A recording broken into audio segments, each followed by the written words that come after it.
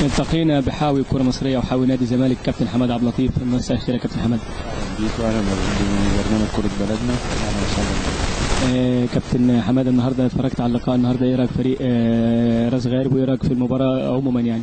والله احنا تلاقينا دعوه من صديق لينا عزيز اللي هو الاخ جمال عبد الحميد، احنا نيجي نقضي اليوم النهارده في راس غارب ونتفرج على ماتش اسوان وراس غارب. وكان طبعا الكابتن ابو رجيله طبعا معانا، كابتننا الكبير والكابتن نصر ابراهيم والكابتن عمر النور والكابتن محمد رمضان واحمد بن هراوي المصور. اتفرجنا على الماتش وكان ماتش جميل استمتعنا بيه والاهداف اللي فيه، واتمنى الماتشات دي تتكرر كده، يبقى في كل ما الماتشات بيبقى فيها جوان كتير اكيد الناس بتستمتع بالكوره. ما يفوتناش النهارده نتكلم على نادي الزمالك واخبار نادي الزمالك، وايه رايك في الفتره الجميله اللي بيعيشها نادي الزمالك في الموسم الحالي؟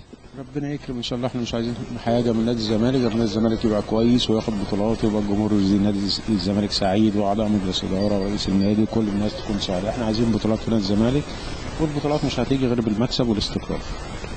تحب تقول ايه البرنامج كرة بلدنا والاستاذ عبد الناصر زيدان؟ ربنا يوفقكم، برنامج جميل وان شاء الله عندكم المزيد احسن واحسن كمان ان شاء الله. شكرا كابتن حماد، شرفتنا. تحت امرك.